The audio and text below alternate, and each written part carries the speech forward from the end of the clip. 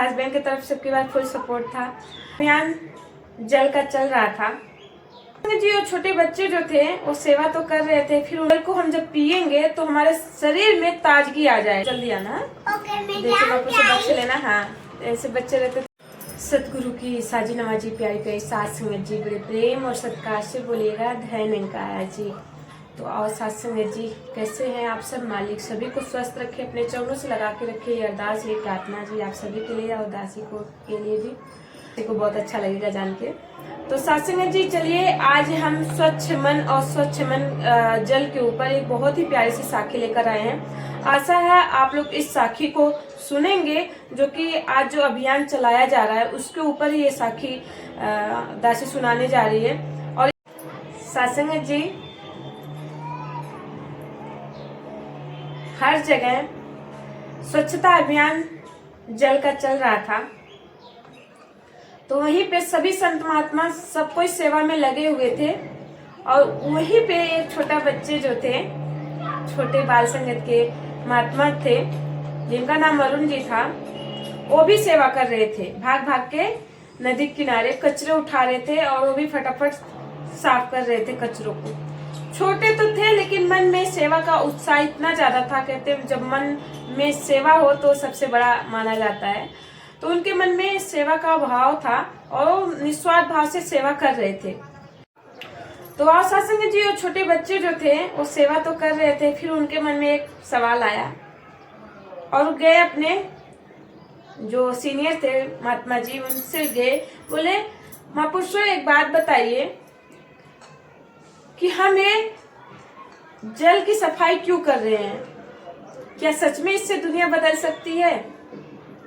तो महात्मा जी ने बड़े प्रेम से समझाया उनको कि बेटा, अगर एक जल स्वच्छ रहेगा और जल को हम जब पिएंगे तो हमारे शरीर में ताजगी आ जाएगी, और ताजगी आएगी तो समझ लो ये जो जीवन हमारा जो शरीर है ये स्वस्थ रहेगा। सासंग जी, गुरु जी ने बड़े प्रेम से समझाए, बेटा अगर ये जल साफ रहेगा तो हमारा जीवन जो है सुखमय रहेगा, हमारे शरीर के अंदर ताजगी रहेगी और हम स्वस्थ रहेंगे। तो सासंग जी फिर उन्होंने पूछे तो ये स्वच्छ मन से क्या फायदा है?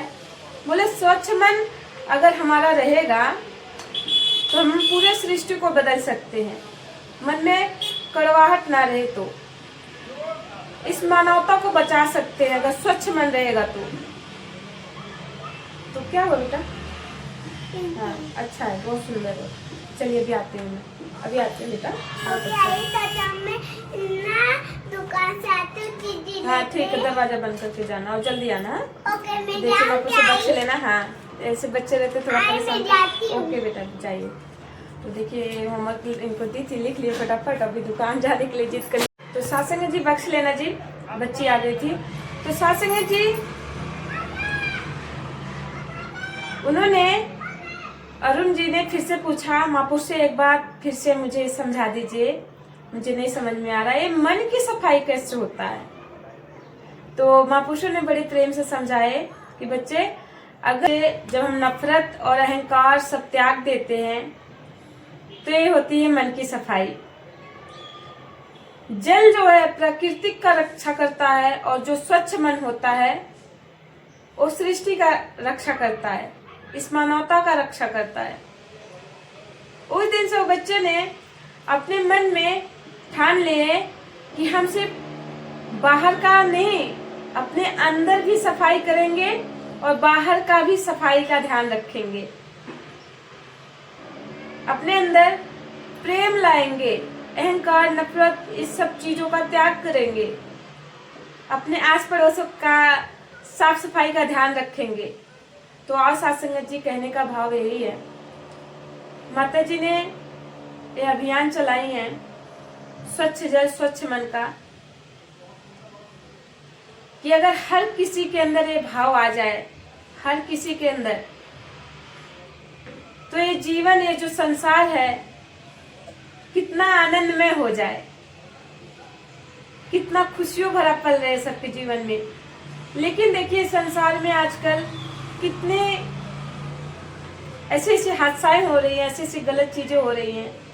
देखिए कहते हैं ना, जो जल होते हैं, नदी होती है, उनके यहाँ सब कोई सांसारिक जो है धार्मिक पूजा पाठ भी करते हैं, सब कुछ करते हैं।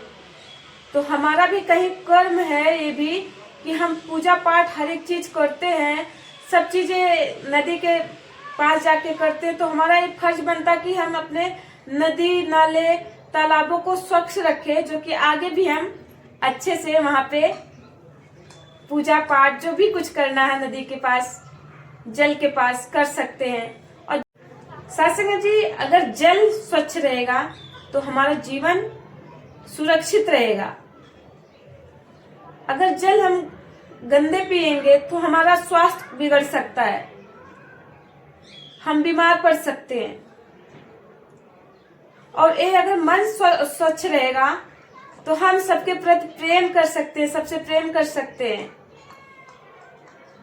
तो आज साथ संगत जी कृपा करो, रहमत करो कि हमको जो माता जी ने सिखा रही हैं, जो संदेश दे रही हैं कि सेवा, सिमरन, सत्संग करने का, इस मिशन में इतना कुछ सिखाया जाता है, इतनी अच्छी अच्छी चीजें सिखाई जाती है। क्या हम कुछ थोड़ा बहुत अपने जीवन में ढालते हैं? अगर थोड़ा बहुत जीवन में ढाल रहे हैं तो आप सभी को पता है कि आप सभी का जीवन कैसा होगा। नहीं ढाल रहे हैं तो उसका कोई महत्व नहीं है जी, कुछ फायदा नहीं मिलने वाला है, कुछ आनंद नहीं मिलने वाला है। अगर थोड़ा बहुत जो माता जी हमको सिखा रही हैं, उनकी वचनों पर चल रहे हैं, तो सच बताएं तो हमारा जीवन आनंद में रहेगा। अगर नहीं चलेंगे तो कुछ नहीं आनंद में होने वाला है।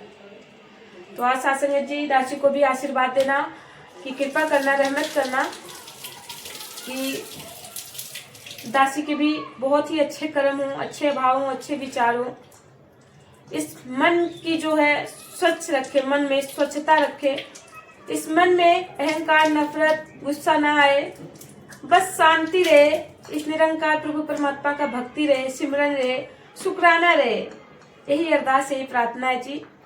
महापुरुषों बख्श लेना जी अगर बोलने के दौरान कोई त्रुटियां हो जाएं, क्योंकि हम भी बच्चे नादान है जी, और छोटे बच्चे भी हैं, बीच बीच में डिस्टर्ब करते हैं, तो उनको भी बख्श लेना, अपने बच्चों को भी अपने चरणों से लगा के रखना। महापुरुषों आप लोग बहुत महान संत हो, आप सभी महापुरुषों के सामने दासी तो कुछ भी नहीं है जी, फिर भी जो कुछ भी दासी के मन में रहते हैं वो आप जी के चरणों में रख देती है। तो महापुरुषों ऐसे ही अपने चरणों से लगा के रखना।